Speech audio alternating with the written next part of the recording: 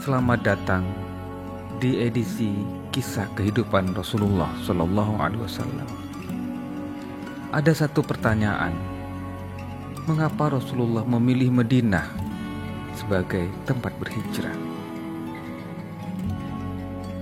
Dalam hadis Imam Bukhari diriwayatkan bahwa Rasulullah Shallallahu Alaihi Wasallam pernah bersabda, "Aku bermimpi berhijrah dari Mekah ke satu negeri yang memiliki banyak pohon kurma. Pikiranku mengarah bahwa yang dimaksud adalah Al-Yamamah atau Al-Hajar. Tetapi ternyata Madinah Yathrib." Demikian sabda Rasulullah. Secara lahiriah, kita dapat berkata bahwa pemilihan tersebut wajar, karena perintis dan pendukung-pendukung Nabi Shallallahu Alaihi Wasallam yang terdepan bermukim di sana. Bukankah pembaiatan pertama dan kedua di Aqabah adalah dari mereka yang telah berjanji setia membela Rasul dan agama Allah? Ini saja sudah cukup untuk menjawab pertanyaan di atas. Akan tetapi jika ditinjau lebih jauh dari keistimewaan lain dari kota Madinah adalah penduduknya yang menjadi faktor ketepatan pilihan itu. Penduduk Madinah sejak dulu hingga sekarang dikenal ramah. Ini agaknya bawaan sejak leluhur mereka. Seperti yang telah dijelaskan sebelumnya, bahwa asal-usul Aus dan Khazraj yang bermukim di Madinah adalah dari Yaman. Mereka, sebagaimana diuraikan, bahwa mereka adalah terpaksa meninggalkan Yaman karena robohnya bendungan Ma'rib. Orang Yaman merupakan orang-orang yang berbudi luhur dan berperasaan halus.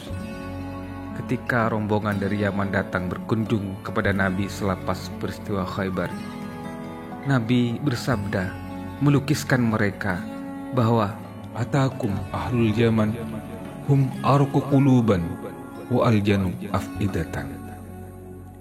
Datang kepada kamu penduduk Yaman, mereka itu lembut hatinya dan halus perasaannya. Juga di sisi lain, penduduk Madinah berbeda dengan penduduk Mekah, khususnya suku Quraisy. Suku Quraisy adalah suku pedagang yang selalu cenderung menghindari perang demi menjamin kunjungan pendatang ke Mekah dan amannya bisnis mereka. Ini berbeda dengan penduduk Madinah yang memiliki pengalaman berperang cukup lama, apalagi di sana ada orang-orang Yahudi yang kemaslahatannya adalah terpecahnya masyarakat demi kelanjutan eksistensi mereka.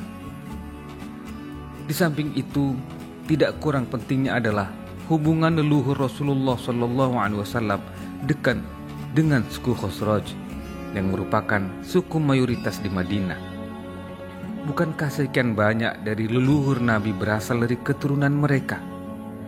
Bukankah ibunda Rasul mengantar Rasul di waktu kecil untuk menziarahi kuburan ayahnya di sekitar Madinah sambil berkunjung ke sanak keluarga beliau, Bani An-Najr?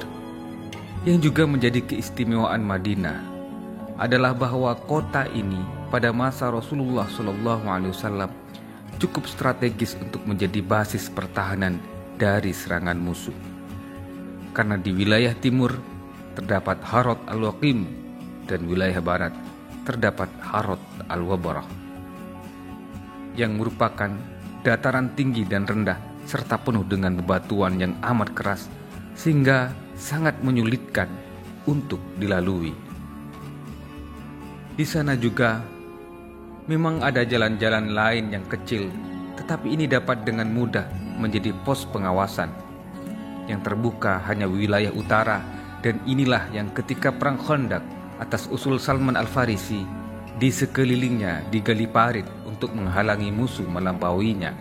Perbatasan Madinah pun ditumbuhi pepohonan kurma dan aneka tumbuhan lain sehingga sangat menyulitkan untuk dilalui pasukan yang banyak. Demikianlah beberapa keistimewaan dari kota Madinah, sehingga Rasulullah Shallallahu Alaihi Wasallam memilihnya sebagai tempat berhijrah. Bahkan Rasulullah Shallallahu Alaihi Wasallam memilihnya untuk menyemayamkan jasadnya di tanah Madinah tersebut. Allahumma salli ala Sayyidina Muhammad wa ala alihi wa sahbihi wa sallim. Semoga kita ditakdirkan oleh Allah bisa berziarah ke makam Rasulullah Sallallahu Alaihi Wasallam di kota Madinah berkali-kali, sehingga yang melekat dalam hati hanyalah Rasulullah, jasad, perilaku, sabdanya, kata-katanya, senyumnya, tabiatnya, dan segala hal-hal yang berkaitan dengan Rasulullah selalu melekat di dalam diri dan hati kita bersama. Semoga kisah ini bermanfaat dan bisa menambah kecintaan kita kepada Rasulullah Sallallahu Alaihi Wasallam. Wassalamualaikum warahmatullahi wabarakatuh. Sampai jumpa di edisi kisah-kisah berikutnya.